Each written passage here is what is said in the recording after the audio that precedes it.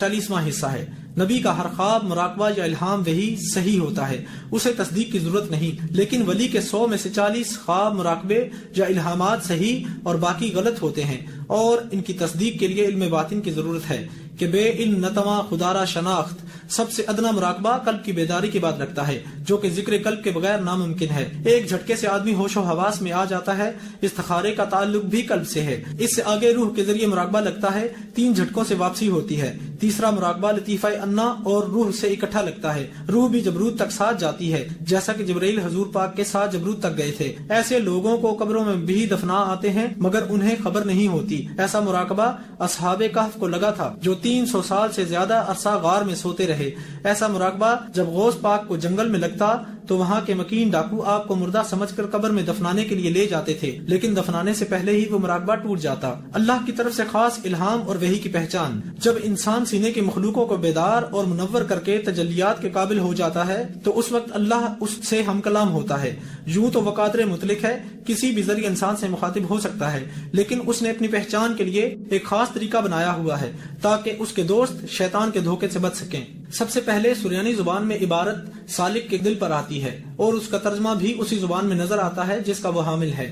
وہ تحریر سفید اور چمکدار ہوتی ہے اور آنکھیں خود بخود بند ہو کر اسے دیکھتی ہیں۔ پھر وہ تحریر قلب سے ہوتی ہوئی لطیفہ سری کی طرف آتی ہے جس کی وجہ سے زیادہ چمکنا شروع ہو جاتی ہے۔ پھر وہ تحریر لطیفہ اخفا کی طرف آتی ہے، اخفا سے اور چمک حاصل کر کے زبان پر چلی جاتی ہے اور زبان بے ساختہ وہ تحریر پڑھنا شروع کر دیتی ہے۔ اگر یہ الہام شیطان کی طرف سے ہو تو منور دل اس تحریر کو مدھم کر دیتا ہے، اگر تحریر زور آور ہے تو لطیفہ سری یا اخفا اس تحریر کو ختم کر دیتے ہیں۔ بالفرض اگر لطیفوں کی کمزوری کی وجہ سے وہ تحریر زبان پر پہنچ بھی جائے تو زبان اسے بولنے سے روک لیتی ہے۔ یہ الہام خاص ولیوں کے لیے ہوتا ہے، جبکہ عام ولیوں کو اللہ تعالیٰ فرشتوں یا ارواح کے ذریعے پیغام پہنچاتا ہے، اور جب خاص الہام کی تحریر کے ساتھ جبرائیل بھی آ جائیں تو اسے وہی کہتے ہیں جو صرف نبیوں کے لیے مخصوص ہے۔ بہشت کن لوگوں کے لیے ہے؟ کچھ ازلی جہنمی بھی اعمال و عبادات کے ذریعے بہشتی بننے کی کوشش کرتے ہیں، لیکن آخر میں شیطان کی طرح مردود ہو جاتے ہیں، کیونکہ بخل، تکبر، حسد ان کی وراثت ہے۔ حدیث: جس میں ذرہ بھر بھی بخل اور حسد، تکبر ہے وہ جنت میں نہیں جا سکتا۔ بہشتی لوگ اگر عبادات میں نہ بھی ہوں تو پہچانے جاتے ہیں۔ یہ لوگ دل کے نرم اور صاف اور حرص و حسد سے پاک اور سخی ہوتے ہیں۔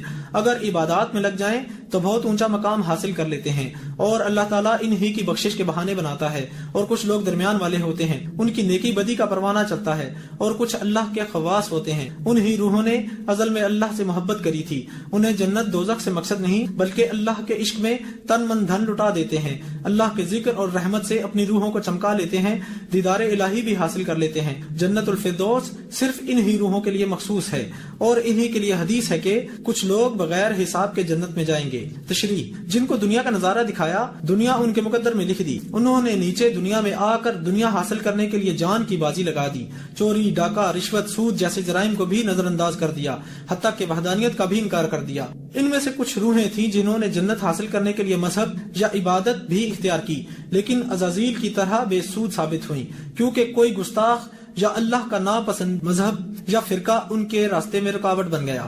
دوسری ارواح جنہوں نے بہشت طلب کری تھی، انہوں نے دنیاوی کاموں کے ساتھ ساتھ عبادت اور ریاضت کو اولین ترجیح دی، حور و قصور کی لالچ میں عبادت گاہوں کی طرف دوڑ لگائی اور جنت حاصل کرنے میں کامیاب ہو گئے۔ لیکن ان میں سے کچھ لوگ عبادت میں سست رہے، چونکہ جنت ان کی قسمت میں تھی اس لیے کوئی بہانہ ان کے کام آ گیا، لیکن وہ جنت کا وہ مقام حاصل نہ کر سکے جو نیکوکاروں نے حاصل کیا۔ انہیں کے لیے اللہ نے فرمایا: کیا ان لوگوں نے سمجھ رکھا ہے ہم ان کو نیکوکاروں کے برابر کر دیں گے، کیونکہ جنت کے 7 درجے ہیں۔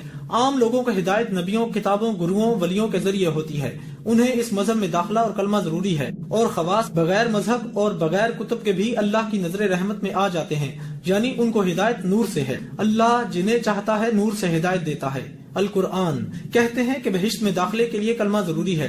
بہشت میں ان جسموں کو نہیں، روحوں کو جانا ہے، اور داخلے کے وقت پڑھنا ہے تو پھر یہ روحیں مقام دید میں جا کر کسی بھی وقت کلمہ پڑھ لیں گی، مرنے کے بعد ہی صحیح، جیسے حضور پاک کی والدہ اور والد اور چچا کی روحوں کو مرنے کے بعد ہی کلمہ پڑھایا گیا تھا، بلکہ خواص الخاص روحیں اوپر سے ہی کلمہ پڑھ کر یعنی اقرار تصدیق کر کے ہی آتی ہیں۔ حضور صلی اللہ علیہ وسلم نے فرمایا تھا کہ میں دنیا میں آنے سے پہلے بھی نبی تھا۔ یہ الفاظ روح کے ہی روحوں کے لیے ہو سکتے ہیں، جسم تو اس دنیا میں ملا، قومیں ہوں تب سردار ہوتے ہیں، امتی ہوں تب نبی ہوتے ہیں، ورنہ ان کا کیا کام۔ پھر انہی لوگوں کو مختلف مذاہب میں بھیجا جاتا ہے، کوئی بابا فرید کے روپ میں اور کوئی گرو نانک کے روپ میں ظاہر ہوتے ہیں۔ اللہ کو پانے والی روحیں مذہب نہیں دیکھتی، بلکہ جس کی اللہ سے رسائی دیکھتی ہیں اس کے ساتھ لگ جاتی ہیں۔ غوث علی شاہ جو ایک ولی ہو گزرے ہیں، تذکرہ غوثیہ میں لکھا ہے کہ میں نے ہندو جوگیوں سے بھی فیض حاصل کیا ہے۔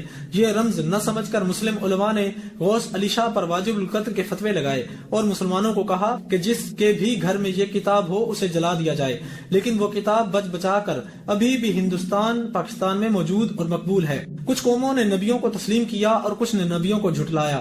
جھٹلانے والی قوموں میں بھی رب نے انہی کے مذہب کے مطابق ان لوگوں کو بھیجا اور انہوں نے ان کو گناہوں سے بچانے کی تعلیم دی اور انہی کی عبادت اور رسم و رواج کے ذریعے ان کا رخ رب کی طرف موڑنے کی کوشش کی، امن اور رب کی محبت کا سبق دیا۔ اگر یہ لوگ نہ ہوتے تو آج ہر مذہب ایک دوسرے کے لیے خون خوار ہی بن جاتا۔ ایسی روحوں کو دنیا میں خضر وشنو مہاراج سے بھی رہنمائی ملتی ہے جو ہر مذہب کا بھید جانتے ہیں۔ تقویٰ کن لوگوں کے لیے ہے؟ علم الیقین، یہ لوگ دنیا دار ہوتے ہیں، مقام شنید ہوتا ہے، علم کے ذریعے یقین رکھتے ہیں، ان کا ایمان سنی سنائی باتوں پر ہوتا ہے، بھٹک بھی جاتے ہیں، انہیں تقوی سے نہیں بلکہ محنت سے ملتا ہے، خواہ رزق حلال سے کمائیں یا حرام سے۔ عین الیقین، یہ لوگ تارک دنیا کہلاتے ہوئے بھی دنیا والوں کے ساتھ ہی رہتے ہیں، لیکن ان کا رخ اور دل رب کی طرف ہوتا ہے، ان کو اکثر رحمانی مناظر بھی دکھائے جاتے ہیں، ان کا مقام دید ہوتا ہے، انہیں بھی جائز محنت سے ملتا ہے، ناجائز سے انہیں نقصان ہوتا ہے۔ حق الیقین، ان کا مقام رسید ہوتا ہے، یعنی اللہ کی طرف سے کوئی مرتبہ مل جاتا ہے اور اللہ کی نظر رحمت میں آ جاتے ہیں، انہیں فارغ دنیا کہتے ہیں، دنیا میں رہ کر بھی جائز و ناجائز دھندے سے دور رہتے ہیں، یہ اگر جنگلوں میں بھی بیٹھ جائیں تو اللہ ان کو وہاں بھی رزق پہنچاتا ہے، یہ تقوی کی منزل ہے۔ ابتدائی لوگ تقوی کی بات ضرور کرتے ہیں مگر اس میں کامیاب نہیں ہوتے۔ تقدیر دو طرح کی ہوتی ہے، ازل اور معلق۔ بعض لوگ کہتے ہیں کہ جب مقدر میں رزق لکھ دیا تو اس کے لیے گھومنا پھرنا کیا؟ مخدوم جہانیہ نے کہا کہ رزق کو حاصل کرنے کے لیے گھومنا پھرنا بھی مقدر میں لکھ دیا۔ مثال کے طور پر جیسا کہ آپ کے لیے پھولوں کا گلدستہ چھت پر رکھ دیا گیا ہے، یہ تقدیر ازل ہے، اسے حاصل کرنے کے لیے آپ کو سیڑھیوں کے ذریعے چھت پر پہنچنا ہے۔ یہ تقدیر معلق ہے جو آپ کے اختیار میں ہے اور اسی معلق کا حساب کتاب ہوگا، نہ کہ تقدیر ازل کا۔ آپ چھت پر پہنچیں گے اور اپنا نصیب حاصل کر لیں گے، اگر آپ نے سستی کی اور چھت تک نہ پہنچے تو اس سے محروم ہو جائیں گے۔ دوسرا شخص جس کے مقدر میں چھت پر گلدستہ نہیں ہے، وہ اگر سیڑھیوں کے ذریعے یا سخت محنت سے بھی چھت پر پہنچ جائے تو وہ محروم ہی ہے۔ تیسری ارواح، جنہوں نے نہ دنیا طلب کری اور نہ ہی جنت کی طلبگار ہوئیں، صرف رب کے نظارے کو دیکھتی رہیں، انہوں نے دنیا میں آ کر رب کی تلاش کے لیے اپنا سب کچھ قربان کر دیا، کئی بادشاہتوں کو بھی چھوڑ کر اس کو پانے کے لیے بھوکے پیاسے جنگلوں میں رہتے، حتیٰ کہ کسی نے دریاؤں میں بھی کتنے سال بیٹھ کر گزارے۔ کامیابی کے بعد یہی ولی اللہ کہلائے اور اللہ کی طرف سے مختلف عہدوں اور مختلف ڈیوٹیوں پر فائز ہوئے اور دوستیوں کے لیے بھی دوا اور دعا بن گئے کہ نگاہ مرد مومن سے بدل جاتی ہیں تقدیریں۔